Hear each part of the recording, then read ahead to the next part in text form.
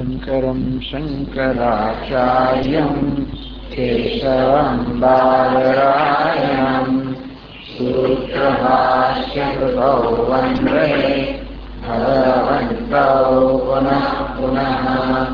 ईश्वरो गुरुरात्मेति मूर्तिभेदविभागिने व्योमवद्व्याप्तदेहाय दक्षिणामूर्तये नमः। ध्यान। मूले कल्पद्रुमस्य धृतकनकनिभं चारुपद्मासनस्थम्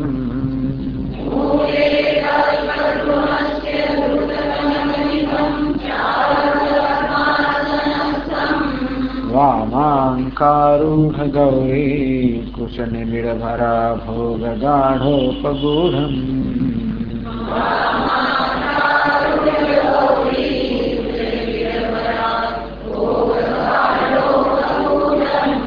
नानालङ्कारकं तं वरपरशुमृगाभीतिहस्तं त्रिनेत्रम्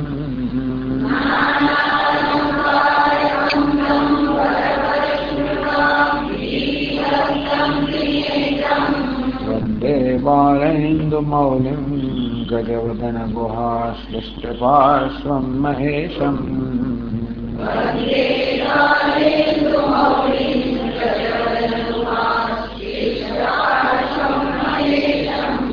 साम्बो नः कुलदैवतं पशुपते साम्ब त्वदीया वयम्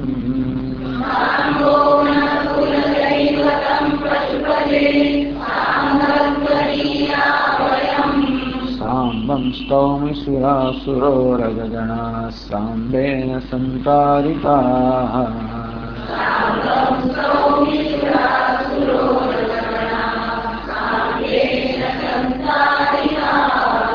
साम्बायास्तु नमो मया विरचितं साम्बात् परं नो भजे।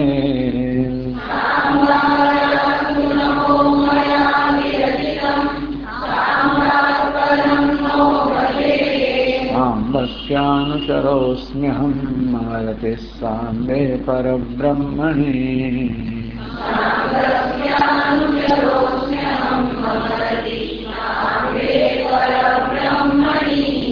मन्दारमाला कुलुतालकायै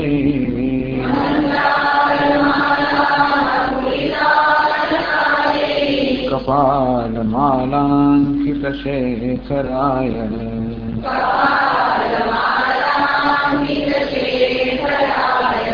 दिव्याम्बरायै च दिगम्बराय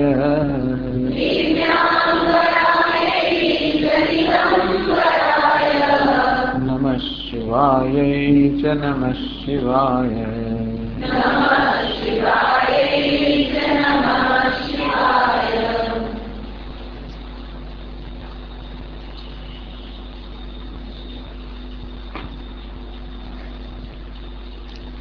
चलो छेल्ला 2 श्लोको जो करे साथे ना पाठ करीशुं।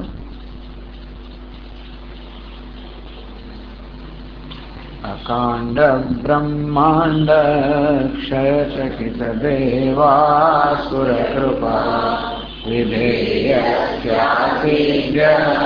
त्रिनयनं संवृतवत्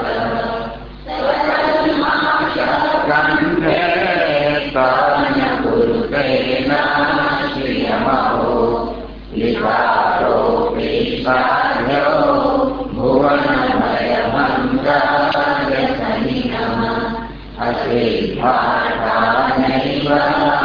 क्वचिदपि शरेवासुरनरे निवर्तन्ते नित्यं जगति जैनो यस्य विशिखाः सपश्यन्ति स्वामितरसुरसाधारणभूत् स्मर स्मरतव्यात्मा नैव शिशुपत्यपरिभवत्। विकारोऽपि श्लाघ्यो भुवन भयभंग व्यसनिनः। तो समग्र जगत के अंदर कुछ जगह भाव है એ ભયને દૂર કરવાનું એને વ્યસન થઈ ગયું છે એવા ભગવાન માટે વિકાર હોય, કુરૂપતા હોય, એ જે સામાન્ય રીતે કુરૂપતા કહેવાય વાસ્તવમાં એમની શોભા બની જાય છે. માત્ર ભગવાનનો જ નહીં પરંતુ કોઈને માટે પણ થવાઈ શકે છે. ટૂંકમાં ભગવાને વાસ્તવમાં જગતના ભયને દૂર કરવામાં પોતાની સલામતી જોઈ નથી. આવું હલાહલ વિષ પીવાથી પોતાનો વિચાર સુદ્ધા એનો વ્યસન. કોઈ કરતી વખતે આપણને સારા નશાનો વિચાર જ ના આવે અને એ કરવાની એવી જાતની પ્રબળ ઈચ્છા થઈ આવે કે આપણે ઈચ્છાને કાબૂમાં રાખી જ ન શકીએ. અને તેથી એ પ્રકારની ઈચ્છાથી પ્રેરણા આપણે જે કરીશું એનું શું પરિણામ આવશે એનો વિચાર પણ ન થાય. એનું નામ વ્યસન. તો ભગવાનને પણ આવી રીતે આ જગતનું રક્ષણ બધા એમાં દેવો અસુરો બંને આવી ગયા પાછા. એટલે ચકિત દેવાસુર કૃપા વિધેય. તો ભયભીત થયેલા દેવતા અસુર, એવું કે અસુરો છે એનું શું કામ મદદ કરો, એવું પણ નહીં પાછું. મદદ કરવામાં એમાં દેવતા કે અસુર એ કોઈ પ્રકારનો વિભાગ નથી. ભગવાનની દયા જે છે, કૃપા છે, એ કૃપાના પાત્રને જોતી નથી. સ્વામી દયાનંદ મહારાજ કેવી કમ્પેશન, કરુણા કોને કહેવાય? સાચી કરુણા કોને કહેવાય? જે પાત્ર ના જોઈએ. બાકી આપણી કરુણા તો હોય છે, તો કયું પાત્ર છે એના પર આપણી કરુણા વહેવા લાગતી હોય. આપણો નજીકનું કોઈ હોય કે મળતિયું હોય કે કંઈ આપણું ઉપકારક હોય તો તરત આપણી કૃપા વહી જાય. તરત કંઈક થાય તો બીજા કશા તો કંઈ થાય નહીં આપણને. અને ત્રીજા કોઈને જોઈને ઉલટો સુખી થઈ જાય, સારું ભલે એ જ લાગणार છે. ટૂંકમાં આ કૃપા કે કરુણા કેવી સામાન્ય રીતે કેવી શરતી હોય છે, પણ બિનશરતી કૃપા. સ્વામીજી આ વખતે કહેતા હતા, ક્યાંક ને ક્યાંક લખે છે કે ભાઈ, હા કહેતા હતા કે કોઈ વ્યક્તિ મારી સામે આવે એટલે મારામાં એક જ પ્રેરણા જન્મે કે મદદરૂપ કેમ થવું. જે કોઈ હોય ટૂંકમાં કોઈ આવ્યું એટલે પછી આ કોણ છે અને મદદ થવાથી મને એમાં એવી કોઈ જાતની ગણતરી પાછી હોય. દાન કરવામાં ગણતરી હોય એ કઈ રીતે મને વળતર મળશે, કશું કેવી આપણને પુણ્ય મળશે કે મારો અહંકાર પોષાશે, કશું કંઈક ગણતરી હોય. કોઈ પ્રકારની ગણતરી વગર જ વ્યક્તિ પોતાની સમક્ષ આવે એટલે કઈ રીતે એને મદદરૂપ થવું, એને કે હું શું કરી શકું એના માટે છે, એટલે કે હું એનો શું કરી શકું. એ કોણ છે એ મહત્વનું નથી અને પાત્ર છે કે નહીં એ પણ નહીં. પાછા આપણે એ પણ ઘણી વાર દલીલો કરીએ કે ભાઈ જેમ તેમ શું કે દાન કરી દેવાનું હોય ત્યારે જવા તો પાત્રતા છે કે નહીં, કોણ છે, મદદ કર. દાતવ્ય દાન દીયતે અનુપકારણે. આમ દાનની પ્રેરણા જન્મ અંદર અનુપકારણે જે ઉપકાર જે હોતો ઉપકાર કરવાની જેનામાં કોઈ સંભાવના નથી કે એવી ગણતરી નથી. એ પ્રકાર એનું નામ ખરેખર તો કરુણા કહેવાય. અદ્વેષ્ટા સર્વભૂતાનામ અદ્વેષ્ટા મૈત્ર કરુણ એવ છે. સર્વભૂતાનામ કોઈ પ્રકારના અપવાદ વગર કોઈના પ્રત્યે દ્વેષ ના કરે. કેવી તો હૃદયની વિશાળતા છે, વિચાર કરો તમે. કોઈને મળે દ્વેષ જન્મે જ ને, આપણે તો બહુ જન્મે દ્વેષ. આને શું કર્યું તું ભૂતકાળમાં, આને શું કર્યું, પેલા શું કર્યું, હજી સવારે એક મને કે સ્વામી બધાને ભેગા કરીને એક જગ્યા મૂકીને બોમ્બથી ઉઠાવી દેવા છે વગેરે જાત જાતનું થતું હોય છે આપણા મનની અંદર. અને તેથી જે ભૂતકાળ જે છે ને એ ભૂતકાળની વર્તમાનમાં ઘણી અસર હોય છે. અને તેથી વર્તમાનમાં આપણા કયા પ્રકારનું વલણ હશે એનો નિર્ણય ઘણીવાર ભૂતકાળ કરતો હોય છે. ક્યાં લોકો આમ કર્યું છે, આપણા બાપ દાદા નામ કર્યું, આપણા પૂર્વજે નામ કર્યું, એમણે આવી જાતનું જન્મ કર્યો છે, આવો અન્યાય કરાવ્યો. એટલે એમને જોઈને મનમાં દયાની વાત તો જવા દો, પણ અમે એક ઘૃણા જન્મે, રોષ જન્મે, આપણી બધી ઈર્ષ્યા ક્રૂરતા બધું બહાર આવે. પરંતુ ક્યારે આવો બિનશરતી કરુણા શક્ય છે? કોઈ પ્રકારની ગણતરી નથી. વ્યક્તિ કેવી છે એટલે કે અસુરો પર કોણે કૃપા કરવી? પરિત્રાણાય સાધુનામ. ભગવાન કૃષ્ણ બહુ સ્પષ્ટ છે. પરિત્રાણાય સાધુનામ વિનાશાય છે દુષ્કૃતામ. આ દુષ્ટ લોકોનો વિનાશ થવો જોઈએ, સાધુઓની રક્ષા થવી જોઈએ. બરાબર છે, પણ હમણાં એવું નથી. એટલા જ માટે વિષ્ણુ ભગવાન વળી કોઈ તૈયાર ના થાય આ બધી વસ્તુ માટે. શિવજી તૈયાર થઈ ગયા, કોઈ ગણતરી નહીં, દુષ્ટ છે કે ગમે તે હોય. તેથી ચકિત દેવાસુર કૃપા વિધેયસ્ય, આમ ભયભીત થયેલા દેવતાઓ અને અસુરો એ બંને પર કૃપા કરવા માટે પરવશ બની ગયા. વિધેયનો અર્થ ભાઈ કૃપયા વિધેય, કૃપા વડે તમ તથા કૃપયા વિષ્ટમ, જ્યારે જુદા પ્રકારનું છતાં પણ જેમ વર્ણન આવ્યું અર્જુનનું બીજા અધ્યાયના પ્રારંભમાં કે અર્જુન કૃપા વડે આવિષ્ટ થઈ ગયો. એ કૃપા જયારે જુદા પ્રકારની હતી કૃપા જ હતી. એને પણ એના બધા સગા સંબંધ વગેરે માટે અને જે આ યુદ્ધને કારણે મરાશે એવી સંભાવના, એ બધા માટે એના મનમાં એકદમ કૃપા દયા જ નહીં. ખરેખર શું થશે આ બધા? એને એને તામસ કૃપા કહેવામાં આવે, તામસી કૃપા છે. કારણ કે કૃપાને અવકાશો ત્યાં કૃપા હોવી જોઈએ, ન અવકાશો ત્યાં ન હોવી વગેરે વગેરે. પણ આ ભગવાનને તો કૃપા કોઈ પ્રકાર બિનશરતી કૃપા, તો એનું નામ હોય વ્યસન, ત્યાં કોઈ શરત ના હોય. તો ભગવાન જે ટૂંકમાં કોઈ પણ જગ્યાએ કશો નીતરા રાક્ષસોને વરદાન કોણ આપનાર હોય? બધું વિચાર કરો. આ રાવણ હોય કે બાણાસુર હોય ને બધા લોકો હોય, એમને ક્યાંથી વરદાન એમની પાસે પ્રાપ્ત કર્યું? વિષ્ણુ ભગવાન તો ગયું નથી વરદાન માંગવા માટે, એને તપસ્યા કે ના આવો કે વરદાન મેળવ્યું. આપણી કથાઓ જે આવે છે એમાં વરદાન મેળવનાર રાક્ષસો ક્યાંથી મેળવતા હોય છે? શિવજી પાસે. બ્રહ્માજી બીજા એ પણ મૂર્ખ, આના ભોળા. પણ મુખ્યત્વે આવા, કારણ કે ભોળા કહેવાય કોઈ ગણતરી ના કરે ને, એને આપણે ભોળા કહીએ, મૂર્ખ કહીએ, કોઈ ગણતરી ના. પેલા ચાલાક છે અને તો કારણ કે એમણે જગતનું રક્ષણ કરવાનું છે, એમણે બધું એડમિનિસ્ટ્રેશન આયોજન કરવાનું હોય, એટલે પછી એમને ગમે તેમ ના ચાલે. એમને બધું જોવું પડે, સાચું શું છે ખોટું શું નગર એમને જોવું પડે. બધી ગણતરી એમની ત્યાં થતી, અહીં કોઈ ગણતરી નથી. તેથી આ પ્રકારની વ્યક્તિ ગમે તે કરે, હંમેશા કૃપાથી પ્રેરાયને જ કરવાની. કૃપાનો સ્વભાવ જ છે. સ્વભાવ એને કહેવાય જેની અભિવ્યક્તિમાં કોઈ શરત ના હોય. અગ્નિ ગરમ હોય એટલે ગરમ જ હોય. પછી દેવતાને ઘેર હોય કે અસુરને ઘેર હોય, એ માણસ યાદ કરતો અગ્નિ તો એ જ પ્રગટે. એનો સ્વભાવ જેની અભિવ્યક્તિમાં કોઈ પ્રકારની શરત ના હોય. ભગવાન બિનશરતી. તેથી જે કોઈ મનુષ્ય હોય આ દ્વારા આપણને આ બોધ આપે છે કે આપણે કેવા થવું જોઈએ. ભગવાનને પ્રાપ્ત કરવા માટે ભગવાન જેવા થવું જોઈએ. એટલે બીજું કશું નહીં, તો આપણે આપણા મનની વૃત્તિઓ તો ધીમે તપાસતા રહેવું જોઈએ કે આપણા મનની અંદર જે કૃપા જન્મે છે, કરુણા જન્મે છે, એ બધી પાછળ શું શું ગણતરી રહેલી છે. કેવી દરેક દરેક વૃત્તિ પાછળ, દરેક દરેક કર્મ પાછળ કેવી ગણતરી રહેલી હોય છે. આપણે મોટેભાગે ધ્યાન આપતા નથી હોતા અને તેથી આપણે ખબર પણ નથી હોતી કે કયા પ્રકારની વૃત્તિઓ આપણું સંચાલન કરતી હોય છે. પરંતુ આપણા મનમાં કયા પ્રકારની વૃત્તિઓ ભરેલી છે એ સમજવા માટે જ્યારે જો સાવધાન હોઈએ તો દરેક દરેક પ્રસંગ આપણામાં આપણી અંદરની વૃત્તિ ઉત્પન્ન કરતા હોય.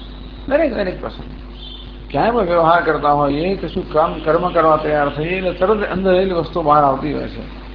અને ગણતરીની ટેવ તો ગણતરી બહાર આવે, લાભ લેવાની ટેવ તો લાભ લેવાની વૃત્તિ બહાર આવે, અને દ્વેષ હોય તો એ વસ્તુ બહાર આવે, જે હોય બહાર આવે. અમને માત્ર કરુણા જ બહાર આવે છે. તેથી આ સાત્વિકતા કેટલી કહેવાય કે એમાં કોઈ રજોગુણ તમોગુણ છે નહીં. ભલે ભગવાન શિવજી આમ તો તમોગુણ હોય તો બધું સમજ્યા આવે, રાજ્ય સત્વ બધું. આપણે અમે એવું છે ને દરેક દરેક વસ્તુની પાછી દરેકની વહેંચણી કરવાની અને દરેક દરેક વિભાગ કરવાનો. સત્વ રજસ તમસ ફલાણ એટલે બધી દરેકને જયારે શિવજી તમસમાં આવી ગયા જે હોય છે. પરંતુ આમાં કોઈ તમસ નથી, આમાં તો શુદ્ધ સત્વ છે ને, વિશુદ્ધ સત્વ છે. એ રીતે એ પ્રકારે વ્યક્તિ જયારે કંઈ પણ કરે ત્યારે એ ગમે તેવો બહારથી દોષ પણ દેખાતો હોય એ પણ વાસ્તવમાં એના માટે એ ગુણ છે. એની જો પડી જ નથી. સેવા કરનાર વ્યક્તિને આ કરવાને કારણે લોકો મારું શું કહેશે ને મારું શું થશે એની એને ગણતરી નથી.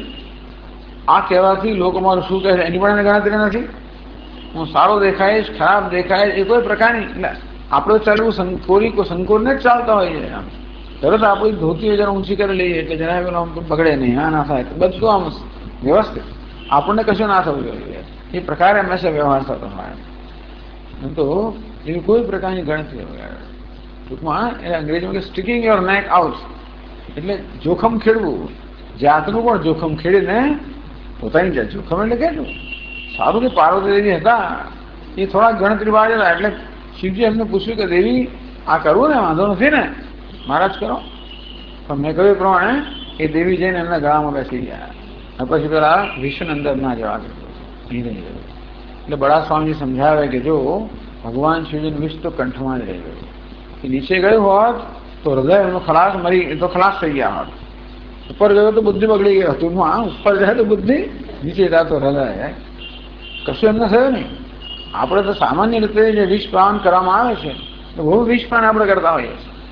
વ્યવહારની અંદર પણ ઘણા બધા વિષના ઘૂંટડા ગળવા પડતા હોય છે. ક્યાં જઈએ છીએ ઘણી વાર મોટે ભાગે શું થાય છે, વિષ એટલે શું, કોઈ આપણું અપમાન કરે, આપણે અન્યાય કરે, જાત જાતનું કરે, એને કારણે મનમાં ઘણો રોષ જન્મે, ક્રોધ જન્મે, આપણે ગળી જવું જોઈએ, કારણ કે આપણે વ્યક્ત થઈ ના શકે.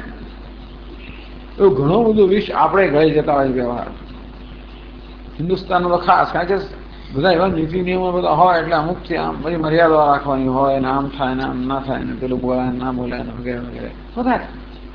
આપણા સમાજમાં મર્યાદાનું ખૂબ મહત્વ છે, આદરનું ખૂબ મહત્વ છે. વસ્તુ સારી છે પણ મર્યાદાને કારણે ઘણી વાર તેથી આપણે વ્યક્ત કરી ના શકીએ, અને ઘણી અસહાયતાને કારણે પણ ઘણા બધા કડવા ઘૂંટડા ગળવા પડે. એવું વિશેષ ગળવાનું છે. મોટે ભાગે તો અંદર જઈને આપણા હૃદયને ખરાબ કરી નાખે કે ઉપર જઈને બુદ્ધિને ખરાબ કરી નાખતો હોય છે. એટલા જ માટે સાથે બુદ્ધિ નાખી 60 વર્ષ આમ 20 ગળવા કરતા અમારાથી બુદ્ધિ જ ખલાસ થઈ જાય, કારણ કે કહ્યું ને ક્રોધાત હોતી સમોહાત સ્મૃતિ વિભ્રમ, સ્મૃતિ ભ્રંશાત બુદ્ધિનાશાત પ્રણશ્યતિ. જો વિષ આપણે ગળીએ તે પણ ક્યાં રાખવું જોઈએ, કંઠમાં રાખવું જોઈએ. ટૂંકમાં આપણને કંઈક અપમાન થતું હોય, અન્યાય થતું હોય, બધું નથી થતું એવું નહીં. અને આપણે તેથી એ બધા વિષને હૃદયમાં ન ઉતારવું જોઈએ, નહીતર એ આપણી વૃત્તિઓને લાગણીને ખરાબ કરી નાખે. બુદ્ધિમાં ના જવા દેવું જોઈએ, નહીં તો આપણા વિચારને ખરાબ કરી નાખે. અને એ રીતે આપણા જીવનમાં ઘણી બધી વિકૃતિ આવી જાય. એ પછી એ શોભા ના બની જાય, એ ખરેખર તો કુરૂપતા જ બની જાય આપણા વ્યક્તિત્વની. શિવજીને નિયમ આપણે જયારે આ ગળામાં જ રાખવામાં આવે, ટૂંકમાં આપણી લાગણીને પણ ખરાબ ના કરે, પ્રેમને પણ ખરાબ ના કરે, દૂષિત ના કરે, કે બુદ્ધિને કે જ્ઞાનને ડાપણને પણ દૂષિત ના કરે. અને તો પછી એ જે વિષ છે એ વ્યક્તિનું આભૂષણ બની જાય, ભૂષણ બની જાય, દૂષણ બનવાના બદલે.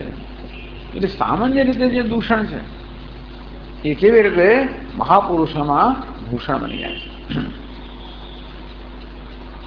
બીજામાં તો કહ્યું સ્મર્તવ્યાત્મા નહીં વસીશું પથ્ય પરિભવ. તેથી જીતેન્દ્રિય છે એનો અનાદર કરવો ક્યારે પણ હિતાવહ નથી, હિતકારી નથી આવતો.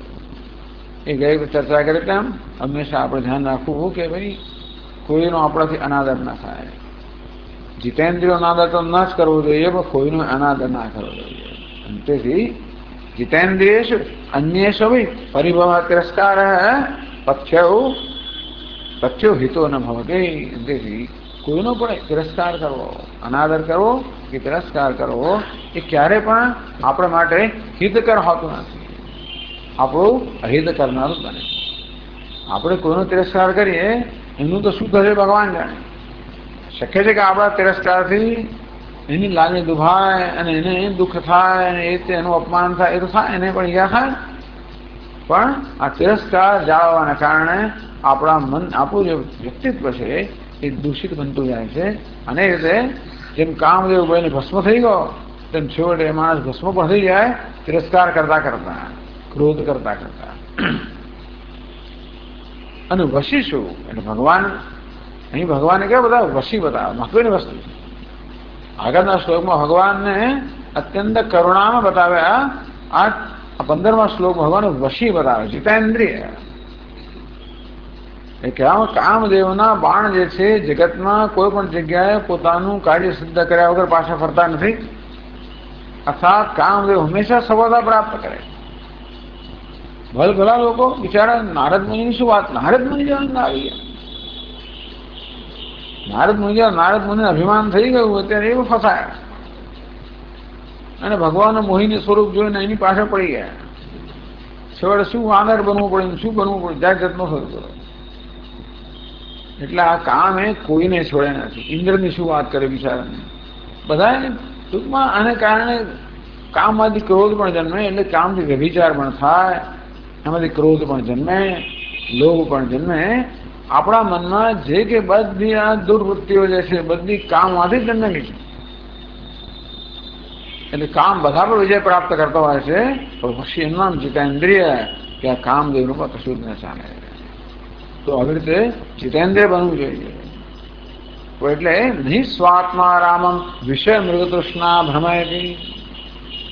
એ ત્યારે જીતેન્દ્રિય બની શકાય. એક તો જીતેન્દ્રિય આપણે સંકલ્પથી બની શકીએ, તો સંકલ્પથી આપણા મનમાં ઉઠતી વૃત્તિઓને તાબે ના થઈએ. એટલે કામદેવ આપણામાં વૃત્તિ ઉત્પન્ન કરે ખરો. આ જગતના પદાર્થોમાં કદાચ આપણામાં એમનામાં ભોગ બુદ્ધિ ઉત્પન્ન કરે, એમ કરીને આપણા અસર કરે, પરંતુ એ ભોગ બુદ્ધિને વશ થવું કે ના થવું એ આપણા હાથમાં છે. જ્યાં આપણું શિસ્ત હોય, કે આપણો આત્મસંયમ હોય, કે મનમાં વૃત્તિ ઉઠી, ચાલો કળિયુગમાં એનું પાપ નથી. રામચરિત માનસમાં કહ્યું કે ભાઈ મનમાં ખરાબ વૃત્તિ ઉઠે એનું પાપ નથી. સારી વૃત્તિ ઉઠે તો પુણ્ય થાય, ખરાબ વૃત્તિનું પાપ નથી. વૃત્તિ આવે અને જવા દઈએ, પછી વૃત્તિનું શું કરીએ છીએ એ વૃત્તિને આપણે સમર્થન આપીએ છીએ, અને પછી ધીમે ધીમે એને અભિવ્યક્ત કરીએ કર્મ દ્વારા, તો એ બધું નુકસાન કરે. એટલે આ કામદેવને કારણે આપણા મનમાં કદાચ એવી ભોગ વૃત્તિ જન્મે, કોઈ વિકાર જન્મે, તો પણ એ વિકારને ભોગ વૃત્તિને વશ ના થવું. એકવાર વશ થયા તો પછી એ લાભ જોઈ જ ગયો છે, અને પછી તો વારંવાર આવીને આપણો કબજો લીધા જ કરવાનો છે. તેથી વશી ભગવાન કહે છે જીતેન્દ્રિય છે. ભગવાનની જીતેન્દ્રિયતા માત્ર આત્મસંયમને કારણે છે એટલું નહીં, પરંતુ સ્વાત્મા આરામ. ભગવાન તો સ્વયંમાં આરામ કરતા હોય. આરામ એટલે આ સમંતાત રમણમ, એ પોતાનામાં સર્વદે ક્રીડા રમણ કરતા હોય છે, અને તેથી હંમેશા આનંદમાં મગ્ન છે. નહીં સ્વાત્મા આરામમ વિષય મૃગતૃષ્ણા ભ્રમયતી. આ વિષયોનો જે મૃગતૃષ્ણા છે, જે ઝાંઝવાનું જળ છે, એ ક્યારે એમનામાં ભ્રમ ઉત્પન્ન ના કરે. જ્ઞાન છે એ જાણે છે કે વિષયમાં જળ વસ્તુમાં આનંદનો લેશ પણ હોતો નથી, એના માટે એ જળ વસ્તુથી આકર્ષાયની જાણે છે. અને બીજું કે એ તો વૈરાગ્ય થયો, વિવેકને કારણે જન્મેલો. પણ મહત્વની વસ્તુ એ છે કે આત્માના આનંદમાં સ્થિત હોવાને કારણે એમને કોઈ પ્રકારના આનંદની જરૂર જ નથી. કોઈ વસ્તુ આપણા પર પ્રભાવ ત્યારે પાડી શકે છે જ્યારે આપણે જરૂરિયાતવાળા હોઈએ ત્યારે. અંદરથી જરૂરિયાતવાળા હોઈએ ત્યારે જ બહારની વસ્તુ આપણી જરૂરિયાતને ઉત્તેજિત કરીને આપણનામાં પ્રલોભન ન કરી શકે. કશી વસ્તુ, પછી ઇન્દ્રિયના વિષયો હોય, કે પછી બુદ્ધિના વિષયો હોય, અહંકારના વિષયો હોય, સત્તા હોય, પ્રતિષ્ઠા હોય, વગેરે હોય, અથવા પછી ધન સંપત્તિ હોય, કે પછી ઇન્દ્રિયના વિષયો હોય, આ બધી વસ્તુ આપણામાં ત્યારે ખળભળાટ ઉત્પન્ન કરે. આ કામદેવ ભગવાન શિવજીના મનમાં ખળભળાટ ઉત્પન્ન કરવા માટે કરે. એ ક્યારે ખળભળાટ ઉત્પન્ન કરે? જ્યારે કોઈ પ્રકારની જરૂરિયાત આપણામાં હોય ત્યારે. એ ક્યારે જરૂરિયાત હોય? અંદરથી જ્યારે ઉણપ હોય ત્યારે. એટલે ખરેખર તો એ ઉણપમાંથી, જરૂરિયાતમાંથી મુક્ત એક જ માર્ગ છે, અને એ છે કેવી રીતે પોતાના આત્માના આનંદમાં સ્થિત થવું. તેથી આંતરિક પ્રસન્નતા પ્રાપ્ત કરવી, એનો ઉપાય છે કર્મયોગ. જીવનમાં કેવી પરોપકાર હોય, સેવા હોય, એ પ્રકારનું જ્યારે જીવન હોય. આપણા જીવનમાં જેટલે અંશે પરોપકાર હશે, સેવા હશે, જેટલે અંશે આપણાથી કોઈ આ જગતની જે રચના છે એની અંદર આપણાથી ફાળો અપાતો હશે. આપણે આહુતિ આપતા હોય છે, આપણે આપણી જાતની આહુતિ આપતા હોઈએ, જેટલા અંશે એ હશે એટલા અંશે અંદરની અશુદ્ધિઓ દૂર થશે. જેટલા અંશે સ્વાર્થ વૃત્તિ હશે એટલા અંશે આપણે બધા દોષ ગ્રહણ કરતા જ રહીશું. જેટલા અંશે નિસ્વાર્થતા હશે એટલા અંશે એ દોષ બહાર જશે. અંદરના દોષને દૂર કરવાનો ઉપાય એક જ છે, આહુતિ આપવી. આહુતિ આપવી અર્થાત જે કે આપણું આપણી પાસે હોય એને સમર્પિત કરવું. તો એની સાથે સાથે દોષ પણ જશે. જો એની પાસે ગણતરી નહીં હોય તો, મારી પાસે ગણતરી હશે જુદી વાત છે, એની તારે દોષ જશે. આ રીતે આપણું અંતઃકરણ શુદ્ધ બનશે. બસ આટલું જ કરવાનું છે. અંતઃકરણ શુદ્ધ બને એટલે આપોઆપ જ આંતરિક પ્રસન્નતા જન્મે છે. અને જેટલા અંશે આંતરિક પ્રસન્નતા જન્મે એટલા અંશે આપણે જરૂરિયાત મુક્ત થયા. એટલા અંશે આ જગતના પ્રલોભનથી આપણે મુક્ત થતા જ જઈએ. બીજોમાં એના માટે પછી બહુ એટલે સંઘર્ષ કરવાની જરૂર નથી આવતી. જ્યાં સુધી અંદર પ્રસન્નતા ત્યાં સંઘર્ષ કરવો પડે. અને વૃત્તિ જન્મે ને આપણે એને કામમાં રાખીએ. એવો સમય આવે કે એવી કોઈ વૃત્તિ જન્મે. જીત સંગ દોષા, 15મા અધ્યાયમાં કહ્યું જીત સંગ દોષા. ટૂંકમાં સંગ વસ્તુ આસપાસ હોય તો પણ આપણો કોઈ પ્રકારનું આકર્ષણ કે પ્રલોભન ઉત્પન્ન ના કરે. બસ એવો ભગવાન છે. અને એટલા માટે એમના સાચા અર્થમાં વશી, ટૂંકમાં જેમણે પોતાના વ્યક્તિત્વ પર કાબુ માટે પ્રયત્ન ના કરવો પડે. આંતરિક પૂર્ણતા હોવાને કારણે કામદેવ એમનામાં કોઈ પ્રકારનો ખળભળાટ કરી ના શકે. ભગવાન રામચંદ્રજી કહે ને, લક્ષ્મણજી જયારે કહ્યું કે ભરત જો સેના લઈને આવે છે, ભગવાન આપણે હુમલો કરવા આવે છે, આપણે રાજ્ય છોડી તો પણ હજી આવે છે કે ચાલો મારી જ નાખવા છે. ભાઈ 14 વર્ષ પછી પણ રાજ્ય આપણે 14 વર્ષ પછી એવી ગણતરી હતી કઈ કે 14 વર્ષ કેમ માગે? એટલો લાંબો સમય છે કે લોકો ભૂલી જાય રામને. એ તો રામ માટે લોકો એવું આકર્ષણ છે કે અમે આપણે રામ રામ કર્યા કરે, ભૂલી જ જાય. એ 14 વર્ષનો ઉપાય શોધીશું જેથી એનું કાસળ જ કાઢી નાખીએ. આ કાસળ કાઢવા આવે છે. આપણે ક્યારેય પણ રાજ્યની માંગણી ના કરી. હું લક્ષ્મણજીએ કહ્યું રામજીને, તો રામજી કહે છે કે આ લક્ષ્મણ કેવો તને ખબર છે? એ તો ક્ષીર, એ સમુદ્ર સમાન છે. ક્ષીરનો સમુદ્ર. એક ક્ષીર સમુદ્ર, દૂધનો સમુદ્ર. આ દૂધના સમુદ્રમાં થોડું ઘણું દહીં નાખો તો શું થાય? થવાનું. આટલું નાનું પેલું પાત્ર એમાં દહીં નાખો તો ખાટું થઈ જાય. દૂધ નાખો તો દહીં નાખો તો દૂધ ખાટું થઈ જાય. સમુદ્રમાં આટલું દહીં ના કઈ ના થાય. એમાં વિકાર શુદ્ધ ઉત્પન્ન ના થાય. જગતનો એવો કોઈ પદાર્થ નથી જે ભરતમાં વિકાર ઉત્પન્ન કરી છે, કારણ કે એ તો ક્ષીર સમુદ્ર સમાન છે. આ જગતના પદાર્થ બધી ખટાશ સમાન છે, કઈ ના કરી શકે. તો ભગવાન શિવજી એ પ્રકારના કામદેવ શું કરવાનો હતો? આની ખટાશ કોઈ પ્રકાર જણાય પણ નહીં તમને. નહીં વસીશું એવા વસી. એટલે આ વશી કે જીતેન્દ્રિય બનવાની માટે 2 અવસ્થાઓ કઈ. એક તો પોતાના પર સંયમ રાખવો. અને આપણે જેને સમર્થન ના આપવું હોય એ પ્રકારની વૃત્તિને સમર્થન ના મળે. મનમાં ઉઠે તો પણ એને સમર્થન ના મળે. અને બીજી કક્ષા કઈ છે? એ વૃત્તિ ઉઠે જ નહીં. એ વૃત્તિ ક્યારે ના ઉઠે? જેટલા અંશે આપણે આંતરિક પ્રસન્નતા પ્રાપ્ત કરીએ છીએ એટલા અંશે એ વૃત્તિ ઉઠશે જ નહીં. છેવટે સ્વાત્મારામમ, ભગવાન શિવજી તો પોતાના આત્મામાં જ રમણ કરે છે. અને માટે આ વિષયોની મૃગ તૃષ્ણામાં કોઈ પ્રકારનો ક્ષોભ ઉત્પન્ન ના કરે છે. હવે જગત રક્ષણાર્થે ભગવાન જગતના રક્ષણ કરવા માટે નૃત્ય કરે, તાંડવ નૃત્ય કરે છે. એ પ્રસંગનું વર્ણન કરીને ભગવાનની સ્તુતિ કરે છે. ટૂંકમાં એક પછી એક પ્રસંગનું વર્ણન છે. કારણ કે સ કસ્ય સ્તોતવ્ય કતિવિધ ગુણ કસ્ય વિષય પદે ત્વર્વાચીને પતતિને મન કસ્ય ન વચે. ભગવાન આપ તો સર્વગુણ સંપન્ન હોવાને કારણે પણ હું ક્યારે આપના ગુણનું વર્ણન ના કરી શકું. આપ તો નિર્ગુણ નિર્વિશેષ હોવાને કારણે પણ ક્યારે આપની વર્ણન ના થઈ શકે. કોઈ એટલે ભગવાનની સ્તુતિ થઈ ના શકે. તો એ કરવાનું છું તો સ્તુતિ કરવા ચાલે એમ નથી. અંદરથી એવું છે ને, પછી પોતે જ કહે છે એક બાજુ મારી બુદ્ધિ કુંઠિત થઈ ગઈ અને હું ક્યાં મારી બુદ્ધિ આ બધા દુર્ગુણોથી વ્યાપ્ત મારી બુદ્ધિ ક્યાં? અને બધા ગુણોથી એકવાર આપનો મહિમા ક્યાં? એ વિચાર કરતા જ મારી બુદ્ધિ કુંઠિત થઈ ગઈ. હજુ થઈ જ ના શકે, સ્તુતિ થઈ ના શકે. એટલા પેલી ભક્તિ એવો તો અંદરથી ઉછાળો માર્યો અને મને અહીંયા આ પ્રકારે સ્તુતિ કરવા માટે પરવશ જ બનાવ્યો. અંતેથી આ મેં કઈ નથી કર્યો ભાઈ, મારી ભક્તિ આ બધું કરાવડાવ્યું છે. અંતેથી આ શબ્દની માળા આપનાર રમત રહી. એટલે અર્વાચીને પદે ભગવાનના સર્વગુણ સંપન્ન સ્વરૂપનું વર્ણન કરવું એ મુશ્કેલ અશક્ય છે. ભગવાનના નિર્ગુણનું વર્ણન થઈ જ ના શકે. અને સ્તુતિ કરવી છે તો શું કરવું? અર્વાચીને પદે ભગવાને જે અનેક બધા અવતારો ધારણ કરેલા, ભગવાને અનેક લીલાઓ જે કરેલી એનું વર્ણન કરવા દ્વારા ભગવાનની સ્તુતિ થઈ શકે. એટલે એક એક શ્લોકમાં એક એક પ્રસંગને લઈને ભગવાનની સ્તુતિ છે. તદુપરાંત એ દ્વારા પણ દરેક શ્લોકમાં બોધ આપણને આપે છે. સામાન્ય રીતે છેલ્લી પંક્તિમાં બોધ રહેલો હોય.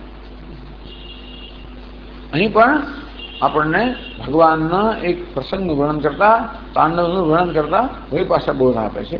ભગવાનની સ્તુતિ પણ કરે છે અને બોધ પણ આપે છે. કહે છે મહીપાદાઘાતા વ્રજતિ સહસા સંશય પદમ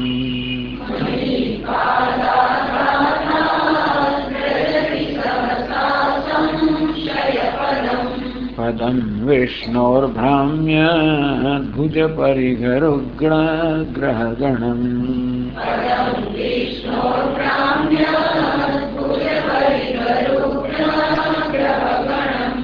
મુહૂર્દૌર્દૌસ્થ્યયાત્યનિવૃત જટાકાડિત તટા મુહૂર્દૌર્દૌસ્થ્યયાત્યનિવૃત જટાકાડિત જગદ્રક્ષાयै ત્વં નટસि નनु વામૈવ વિભૂતા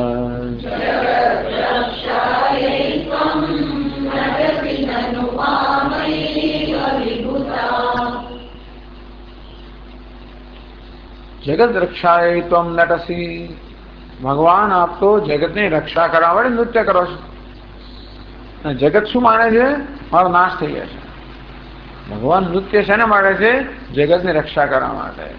તો રક્ષા કરવાની રીત એમને એવી છે કે જગત ભયમાં આવી કરે અમે અમારો નાશ થઈ જાય કે શું.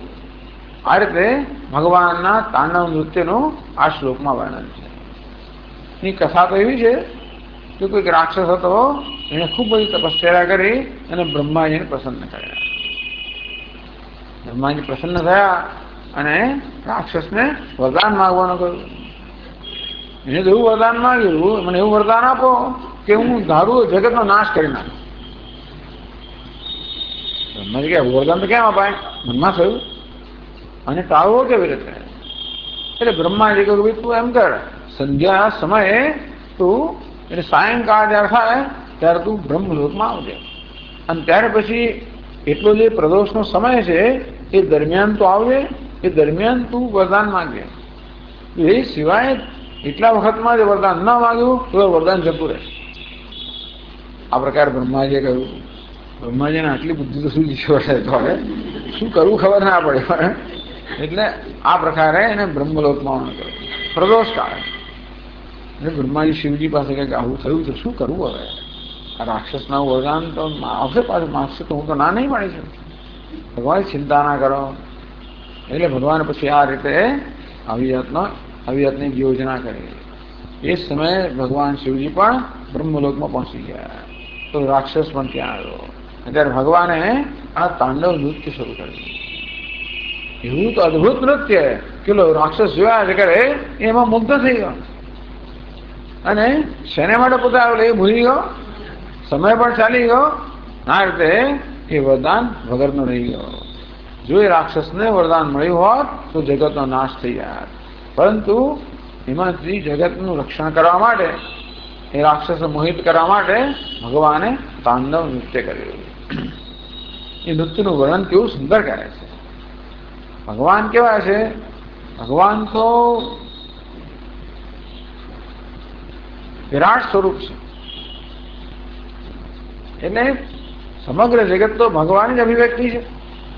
સ્થૂળ જગત કહો, સૂક્ષ્મ જગત કહો, કારણ જગત કહો, આ સ્થૂળ સૂક્ષ્મ કારણ આ સર્વ પદાર્થોનો જગત જે છે એ ભગવાનની અભિવ્યક્તિ છે. અંતેથી જે જગત આપણી નજર સમક્ષ છે એ સમગ્ર જગત વાસ્તવમાં ભગવાનની અભિવ્યક્તિ છે.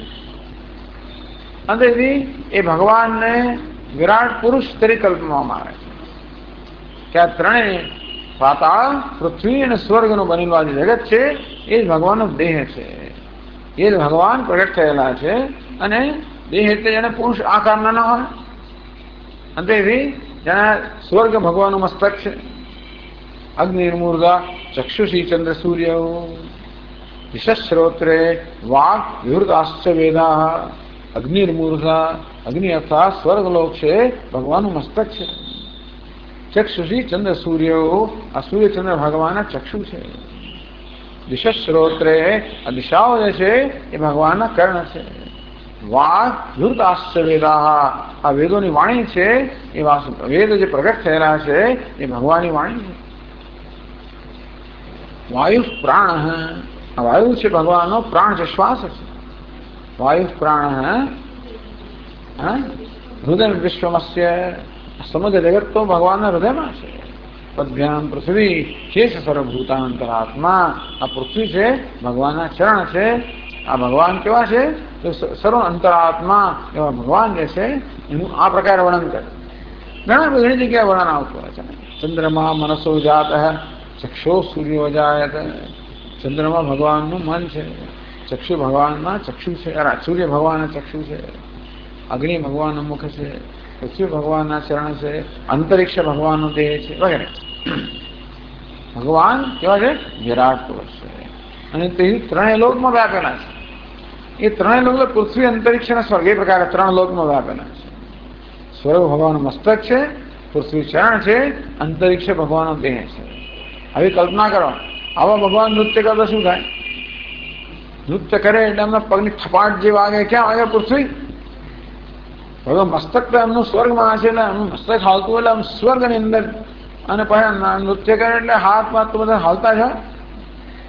આવી રીતે આ ભગવાન જયારે નૃત્ય કરે ત્યારે જગતમાં કેવી પરિસ્થિતિ સર્જાય છે એનું વર્ણન કરે. મહી એટલે કે પૃથ્વી પાદ આઘાતાત સહસા સંશય પદમ વ્રજતી. ભગવાન આપણા ચરણના આઘાતથી ધમ ધમ ધમ એવું નૃત્ય કરતા હશે ત્યારે આપણે ઘણું લાગે ને, આ બધી નૃત્ય કરતા પેલા બિચારાનું શું થતું હશે આપણા સ્ટેજનું? આપણે તણાતડ તણાતડ તણાતડ. ભગવાન તો જયારે પૃથ્વી સ્ટેજ એના ચરણ છે, અને ભગવાનના ચરણ જયારે આવી રીતે નૃત્ય કરતા હોય ત્યારે આ પૃથ્વી પર એક પછી એક આઘાત લાગે. અહીં પાદ આઘાતાત વ્રજતી સહસા સંશય પદમ. બિચારી પૃથ્વી એકાએક અચાનક ખબર નહીં પૃથ્વીને ત્યાં શું થઈ ગયું. સંશય પદમ, અત્યંત સંદિગ્ધ થઈ ગઈ. સંશય એટલે મહાન સંશય જન્મ કે મારું શું થશે. પૃથ્વીમાં લાગ્યું કે હું તો તૂટી ફૂટી જઈશ. ભગવાનના ચરણના આઘાતથી પૃથ્વી એકદમ જ બિચારી ભયભીત બની ગઈ, સંશિત બની ગઈ કે મારું શું થશે. પૃથ્વીને ડર લાગ્યો કે હું તો નષ્ટ થઈ જઈશ. પદમ વિષ્ણુ ભ્રામ્ય ભુજ પરિઘ રુગ્ન ગ્રહગણમ. આ ભુજ પરિઘ, આ ભગવાનની ભુજાઓ જે છે, ભગવાનની ભુજાઓ પામો થતી હશે. પરિઘ જેવી ભુજાઓ તે રુગ્ણ ગ્રહગણમ.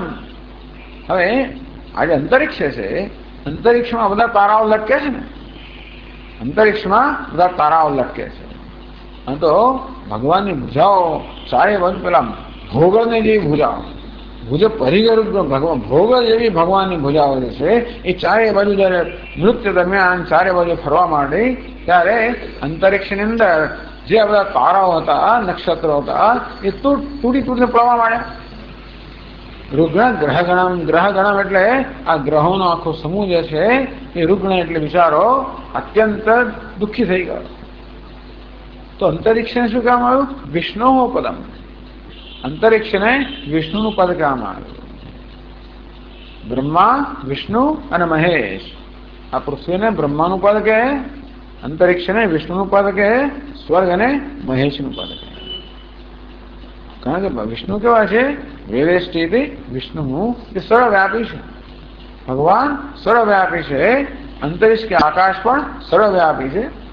તો ઉપરાંત ભગવાન આ જગતનું રક્ષણ કરવા માટે ભગવાન થોડું આમ ચક્કર તો મારવા પડે ને પાછા. ઉપર છે ને પોલીસના હેલિકોપ્ટરમાં ફરતા હોય, ચારે નિરીક્ષણ કરતા હોય ને, જુએ શું થઈ રહ્યું છે, શું નહીં થઈ રહ્યું હોય.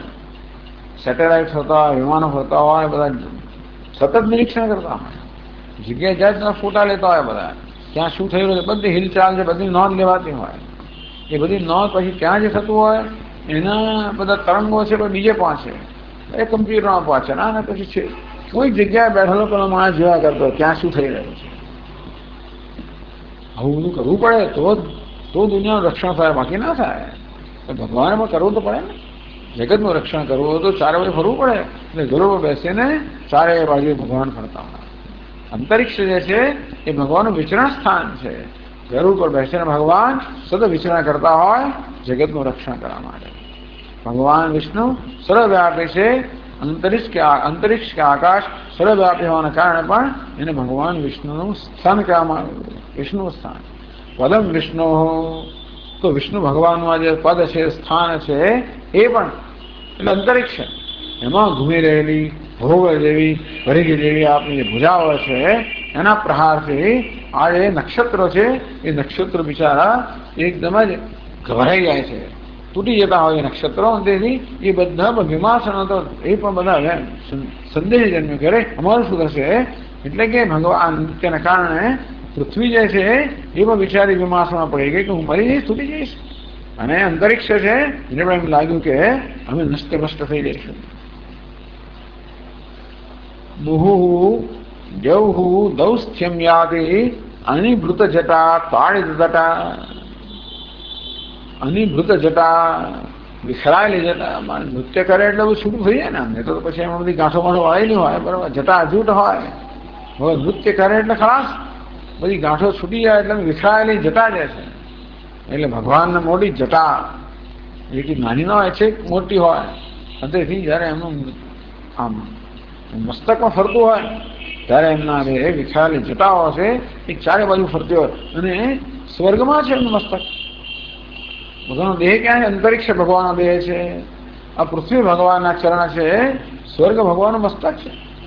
તેથી એ સ્વર્ગમાંનું મસ્તક રહેલું હોય અને ત્યાં નૃત્યને કારણે પેલી વિખરાયેલી જટાઓ સતત આ સ્વર્ગની સપાટી પર થપાડો મારતી હોય. અને ચરણ જે છે પૃથ્વી પર થપાટ મારતા હોય અને જટાઓ છે એને કારણે સતત આ સ્વર્ગની પેલી સપાટી એનો પ્રહાર થતો હોય. સ્વર્ગ વિચારો કે હું તૂટી ફૂટી જઈશ. એટલે કે છે દૌસ્થ્યમ યાદી, દેવહુ દૌસ્થ્યમ યાદી. દેવહુ એટલે સ્વર્ગ, એ પણ દૌસ્થ્યમ એટલે કે ખરાબ સ્થિતિને પ્રાપ્ત થઈ, અસ્થિરતાને પ્રાપ્ત થઈ ગયા. ટૂંકમાં જાણે કે પોતે તૂટી જશે એ પ્રકારની સ્થિતિને પ્રાપ્ત કરે છે. ટૂંકમાં મહારાજ આ નૃત્ય કરે એટલે ત્રણ લોકની અંદર ચારે બાજુ ભય રાખી ગયો. પૃથ્વી ભયભીત થઈ ગઈ, અંતરિક્ષ ભયભીત થઈ ગયું, સ્વર્ગમાં ભયભીત થઈ ગયું કે અમે ખરેખર નષ્ટ થઈ જઈશું. તો જુઓ ભગવાન કેવું છે, જગત રક્ષાએ તો નટસી. વાસ્તવમાં તો જગતનું રક્ષણ કરવા માટે નૃત્ય કરે છે. પરંતુ દુનિયાને શું થયું કે અમારો નાશ થઈ ગયા છે. એટલે એમાંથી શું બોધ લેવાનો? નનું વામય વિભૂતા. ભગવાનની વિભૂતા છે, ભગવાનની મહાનતા છે. વિભૂતા એટલે ભગવાનની મહાનતા, પરમ મહત્તા છે. એ વામા છે, વક્ર છે, અવળી છે, સવળી નથી. એટલે ઘણીવાર કોઈની મહાનતા હોય, કોઈનું પરાક્રમ હોય, શૂરવીરતા હોય કે બળ હોય, આ બધી વસ્તુઓ પણ આમ તો એ બળવાનનું બળ જે છે એ બધા નિર્બળના રક્ષણ માટે છે.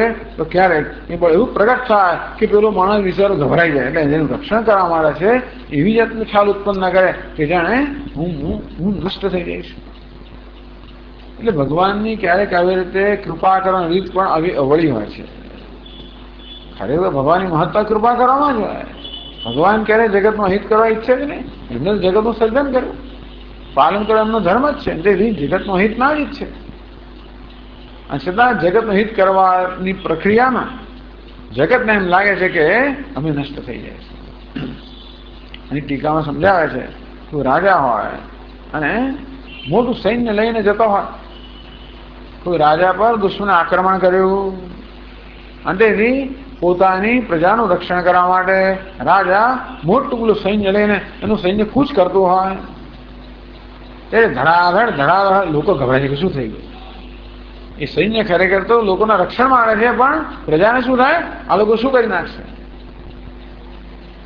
એ ક્યારેક એવું થતું હોય કે રક્ષણ કરવા માટે જે થતું હોય એવો ખ્યાલ, એવો ખોટો ખ્યાલ ઉત્પન્ન કરે કે આ દ્વારા અમે નષ્ટ થઈ જાય. ઘણી વાર આપણે બાળકને રમાડવા માટે એવું કરતા હોઈએ છીએ, હાથમાં ઉછાળી જાય મજા કરીએ, ચીસ કરવા માટે એને કહેવાનું મારી નાખ્યા. આપણે એને ખરેખર તો મજા કરવા માટે કરતા હોઈએ, પણ ક્યારેક બાળક એમ લાગે કે હવે આ શું કરે છે. હૃદયથી વામા વિભૂતા, આમાં ઘણી વાર મહાનતા હોય કે ઘણી વાર શક્તિમત્તા હોય, આ બધી વસ્તુઓ અવળી હોય છે. અવળી એટલે કે કૃપા કરતી વખતે પણ એવું લાગે કે જાણે અવળી રીત ઉત્પન્ન કરે. મેં એક વાર વાત કરેલી ને, અમારા એક મિત્ર કહેતા હતા, એ કોઈકની વાત કરતા હતા કે એમને એક મિત્ર ફોરેસ્ટ ઓફિસર હતો, એથી જંગલ ખાતાનો અધિકારી. એ જંગલ ખાતાનો અધિકારી જંગલમાં જ રહે અને પ્રાણીને એવો પ્રેમી કે એને બધા જંગલી પ્રાણીઓ, વિકરાળ પ્રાણીઓને પણ એને પેલા પાળેલા બનાવેલા, પાલતુ બનાવી દેલા. એક વાઘણ હતી, એ પણ એની પાલતુ હતી. વિચાર કરવા એવો પ્રેમ એની સાથે. એટલે પેલો વારંવાર પેલો જંગલનો અધિકારી એટલે વારંવાર દૂર બહાર જવું પડે, ત્યારે ગમે નહીં. એ જતો રહે ને તો હવે રિસાઈ જાય, પાછળ તો બોલે નહીં, કેમ મને છોડીને જતો રહે વગેરે. આવું હોય છે. આપણે પશુને પાળીએ અને પછી એમને છોડીને જતા રહીએ, બહુ મુશ્કેલી થાય છે. આપણે બાળકોને વાત જ શું કરવી, બાળકને જન્મ આપીએ ને પછી છોડીને જતા રહીએ તો પછી બાળકના મનમાં થાય કે મને છોડી દેતો. સેન્સ ઓફ એબેન્ડનમેન્ટ છોડી દીધો, ત્યાગી દીધો. આપણે બાળકને ઘેર રાખીને જઈએ કંઈ કામ માટે, બાળકને જો મને છોડીને જતા રહ્યા. કે આપણે બાળકને પેલા બેબી સીટર ત્યાં મૂકીએ, કોઈને સંભળાવવા મૂકીએ, આવું કરીએ તો આપણે એમ કે ચાલે. પણ બાળકને એમ થાય કે મને આવી રીતે મારો ત્યાગ કરી દેતો. એની વાઘણને એવું થાય કે જો મને છોડીને જતો રહ્યો. પાછું તો બોલે નહીં, પેલું બોલાવે છે ને તો વાઘણ બોલે પણ નહીં એની સાથે. પછી હવે તો રિસાઈ ગઈ હોય, બહુ બધો પ્રયત્ન કરે, ત્યાર પછી ધીમે ધીમે એની રીસ ઓછી થાય. અને પછી વળી એકવાર રીસ ગઈ એટલે બધો પ્રેમ પાછો ઉભરાઈ જાય છે. તો ખરો જ અંદર એ પ્રેમથી જ રીસ થતી હોય છે, જે હોય છે. પણ ટૂંકમાં છતાં પણ એકવાર રીસ ગઈ પછી એનો જે પ્રેમ ઉભરાય અને પછી એને એ પ્રેમ કેવી રીતે કરે. જેમ કૂતરું આપણે કેમ પ્રેમ કરે, આવડા આવે ચાટવા માંડે એવું કરે, આ પણ એવું જ કરે, ચાટવા માંડે. અરે પણ એની જીભ પર તો કાંટા જેવી જીભ હોય અને ચામડી ઉઘડી જાય ને. એટલે ખરેખર પ્રેમ કરે છે, પણ પ્રેમની રીત કેવી છે એવું લાગે કે આ જાણે કે જો એને ઈજા કરી રહી છે. વામય વિભૂતા ઘણી વખત થતું હોય છે કે ક્યાંક આપણે એને આનંદ આપવા માંગતા હોઈએ, રક્ષણ કરવા માંગતા હોઈએ, પણ કરવાની રીત એવી, પદ્ધતિ એવી હોય, એવી છાપ ઉત્પન્ન થાય કે આ તો તમે મને નુકસાન કરી રહ્યા છો. ટૂંકમાં ભગવાન આવું જ કરતો હોય એટલે ક્યારેક જીવનમાં આવા પ્રસંગો આવે એમ લાગે બધું નષ્ટ જ થઈ રહ્યું છે. ભગવાન શું કરી રહ્યા છે? બધું નષ્ટ ના થઈ જતું હોય એવું આપણને લાગે. ભગવાન બધું નાશ કરવા બેઠા એમ લાગે આપણને. જરા શ્લોક યાદ કરો, ભગવાન તાંડવ નૃત્ય કરી રહ્યો છે. નૃત્ય કરે એટલે જગતમાં આવી જાતનો ભય ફેલાઈ જવાનો, ડરવાની જરૂર નથી.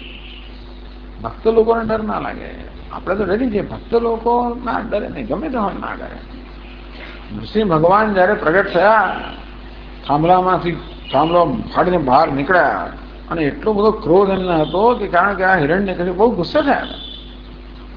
ભગવાન કે તમે મને કઈ ગાળો તો વાંધો નથી, મારું અપમાન કહું, પણ મારા ભક્તને કશું કર્યું તો પછી હું સાંખી ના શકું. તે ભગવાને બહુ લાંબો સમય સાંખ્યું. ત્યાં સુધી પેલા એ પ્રહલાદને કેટલો બધો જુલાનમાં ગુજાર્યો. છોડ મર્યાદા આવી ગઈ. તેથી આ થાંભલાને ફાડીને બહાર નીકળ્યા અને તરત હિરણ્યકશિપુનો નાશ કરી નાખ્યો, ચીરી નાખ્યો. એટલો બધો ક્રોધ છે ને. બધા દેવતાઓ બધા ત્યાં આવી ગયા ખરા, બહુ ખુશ થયા બધા, તો કોઈ હિંમત નહીં પાસે જવાની. ભગવાન એટલા ક્રોધાયમાન છે, દેવતાઓ પાસે જઈ ના શક્યા. લક્ષ્મીજીને કહ્યું તમે જાઓ. ભગવાન લક્ષ્મી ભગવાનના પત્ની તો લક્ષ્મીજીમાં ઘરે ગયા જોઈએ કે આ તો મેં સ્વરૂપ જોયું નથી કોઈ દિવસ. એ જોવા એ પણ તૈયાર ના થાય.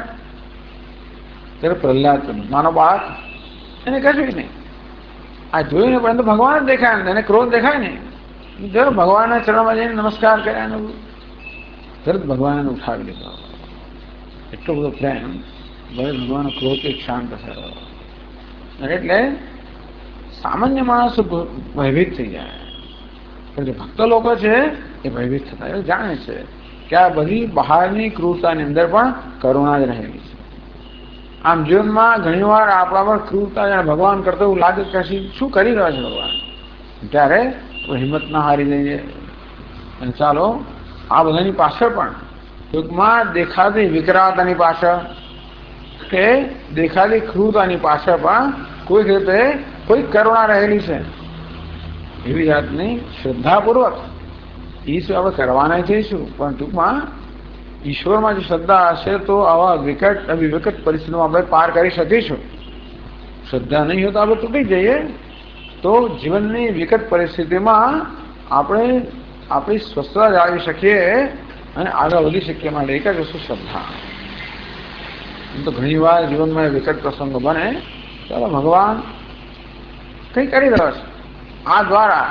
એટલે ઘણીવાર ભગવાનની કૃપા બહુ સ્પષ્ટ હોય, એટલે ઘણીવાર ભગવાનની કૃપા એવી વક્ર હોય છે, અવળી હોય છે. તો ઘણીવાર કૃપા કરવા માટે પણ તમારે કડવા થવું પડે ને. દ્રષ્ટાંત હવે વારંવાર માં પેલા બાળકને કડવી દવા પીવડાવે જ. બાળક ચીસાચીસ કરે, ના ગમે તોય પણ પીવડાવી દે અને એમ લાગે કે આ તો ક્રૂર છે પણ કડવી થાય. શેના માટે? વાસ્તવમાં એના પર કૃપા કરવા માટે. આ રીતે ભગવાન કડવો થાય ઘણીવાર, તો પણ હિંમત ના હારીએ. શ્રદ્ધાપૂર્વક આપણે આપણી શ્રદ્ધા ડગે નહીં, તો જ આપણે પ્રસંગ એવા બધા જે પ્રસંગો છે એમાંથી આપણે એને પાર કરીશું. ઓમ પૂર્ણમદ પૂર્ણમિદં પૂર્ણાત પૂર્ણમુદચ્યતે પૂર્ણસ્ય પૂર્ણમાદાય પૂર્ણમેવાવશિષ્યતે. ઓમ શાંતિ શાંતિ શાંતિ. શંકરં શંકરાચાર્યં કેશવં બાદરાયણં સૂત્રભાષ્યકૃતૌ વંદે ભગવन्तौ ईश्वरो गुरुराज्ञेदे मूर्तिभेदविभागिने व्योमवद्व्याप्तदेहाय दक्षिणामूर्तये नमः. ॐ शान्ति शान्ति शान्तिः. हरिः ॐ श्रीगुरुभ्यो नमः. हरिः ॐ.